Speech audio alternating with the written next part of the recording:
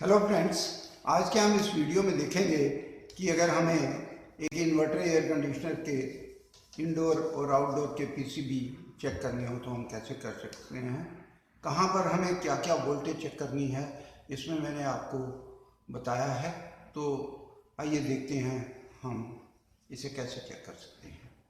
तो किसी भी इन्वर्टर एयर कंडीशनर में हमें क्या क्या वोल्टेज चेक करनी है, इसका पता लगाने के लिए हमारे पास एक अच्छा क्लैम्प मीटर होना चाहिए जिससे हम एसी और डीसी वोल्टेज चेक कर सकें। तो पहले एसी को ऑन करके आईडीयू के पीसीबी में हम देखते हैं कि हमें क्या चेक करना है। यदि डिस्प्ले आ रहा है तो ये कंफर्म हो जाता है कि उसका फ्यूज़ ठीक है और उसमें पावर सप्लाई आ रही है। और अगर डिस्प्ले नहीं चलता है तो सबसे पहले हम फ्यूज़ चेक करेंगे, और अगर फ्यूज़ उड़ा होता है तो हम एमओवी में कंटिन्यूटी चेक करके अगर वो 0 ओम दिखाता है तो इसका मतलब एमओवी शॉर्ट हो गया है, तो हम एमओवी बदली कर सकते हैं। और अगर ये डिस्प्ले आ रहा है तो हम रिले के इनपुट और न्यूट्रल के बीच में वोल्टेज चेक करेंगे ताकि हमें ये पता चल जाए कि जो पीसीबी से रिले को सप्लाई मिल रही है कि नहीं। एयर सेंसर के जैक की पिंस के अंदर 5 वोल्ट डीसी होना चाहिए जो कि एयर सेंसर को ऑपरेट करता है, और अगर ये नहीं आ रहा है तो इसका मतलब पीसीबी में प्रॉब्लम है। इसी तरह कॉइल सेंसर के जैक में भी 5 वोल्ट डीसी होना चाहिए, और अगर ये नहीं आ रहा है तो भी जो प्रॉब्लम है वो पीसीबी की है। अब हमारे पास 2 तरह के यूनिट रहते हैं। बहुत सारे इन्वर्टर एयर कंडीशनर जिनमें इंडोर मोटर जो है वो पीजी मोटर लगी होती है, और बहुत सारे एयर कंडीशनर जिनमें इंडोर के लिए जो ब्लोअर मोटर है वो डीसी मोटर लगी होती है।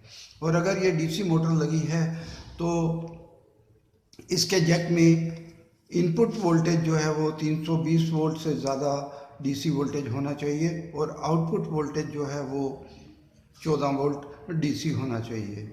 और इस तरह अगर ये वोल्टेज हमें मिलती है तो इसका मतलब पीसीबी से सप्लाई मोटर को जा रही है। इसके लिए आप मेरा डीसी मोटर चेक करने वाला वीडियो भी देख सकते हैं, उसमें और डिटेल में बताया गया है।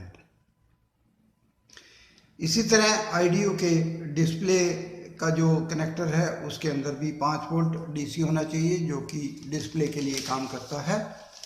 एसी ऑन करके हमें ओडीयू की सप्लाई टर्मिनल के बीच में लाइन वोल्टेज मिलना चाहिए, और ये लाइन वोल्टेज जो है वो एसी में चेक करना है हमको। कम्युनिकेशन को चेक करने के लिए न्यूट्रल और सिग्नल लाइन वायर के बीच में डीसी वोल्टेज चेक करके हम ये पता लगा सकते हैं कि कम्युनिकेशन ठीक है। अगर ये 5 से 20 वोल्ट के बीच में फ्लक्चुएट होता है, घटता बढ़ता है, तो इसका मतलब है कि कम्युनिकेशन ठीक है। और यदि ये वोल्टेज नहीं आता है तो इसका मतलब इंडोर पीसीबी में प्रॉब्लम है। और तीसरी कंडीशन ये होती है कि अगर ये एक फिक्स वोल्टेज मिलता है तो इसका मतलब है कि हमारा जो ऑडियो का पीसीबी है वो काम नहीं कर रहा है, तो इसके लिए हम ऑडियो के पीसीबी को आगे चेक कर सकते हैं। अब ऑडियो के पीसीबी में न्यूट्रल और लाइन के बीच में हमें लाइन वोल्टेज मिलना चाहिए, और अगर ये लाइन वोल्टेज मिलता है तो आगे चेक करने के लिए हम इसका ब्रिज रेक्टिफायर चेक करते हैं, और ब्रिज रेक्टिफायर के इनपुट पॉइंट्स के बीच में हमें एसी लाइन वोल्टेज मिलना चाहिए,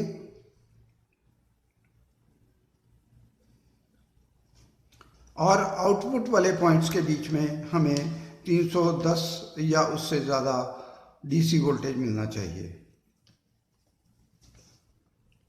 अब जो पीसीबी में फिल्टर कैपेसिटर लगे हैं उनको चेक करने के लिए उनके माइनस और प्लस वाले पॉइंट के बीच में भी हमें 310 से ज़्यादा डीसी वोल्ट मिलना चाहिए। इससे हमें ये पता चल जाता है कि इसके जो फिल्टर कैपेसिटर हैं वो भी ठीक से काम कर रहे हैं। अब आईपीएम वाला जो पोर्शन है वो चेक करने के लिए हम दो तरह से चेक कर सकते हैं। उसमें डीसी वोल्टेज भी चेक कर सकते हैं और एसी वोल्टेज भी चेक कर सकते हैं। डीसी वोल्टेज चेक करने के लिए हम उसके ग्राउंड पिन में और यू पिन के बीच में वोल्टेज चेक करेंगे। ये हमें 160 वोल्ट के आसपास मिलना चाहिए। और सेम वोल्टेज हमें ग्राउंड और वी के बीच में, और उतना ही वोल्टेज हमें ग्राउंड और डब्ल्यू के बीच में मिलना चाहिए। और अगर ये हमें वोल्टेज मिलता है तो इसका मतलब पीसीबी से जो कंप्रेसर को सप्लाई है वो जा रही है। इसी तरह हम इसमें एसी वोल्टेज भी चेक कर सकते हैं। उसके लिए क्लैम्प मीटर को एसी वोल्टेज पे सेट करके हम न्यूट्रल और यू के बीच में, न्यूट्रल और वी के बीच में और न्यूट्रल और डब्ल्यू के बीच में वोल्टेज चेक करेंगे तो हमें एक समान वोल्टेज उतना ही मिलना चाहिए जितना हमें डीसी वोल्टेज मिल रहा था।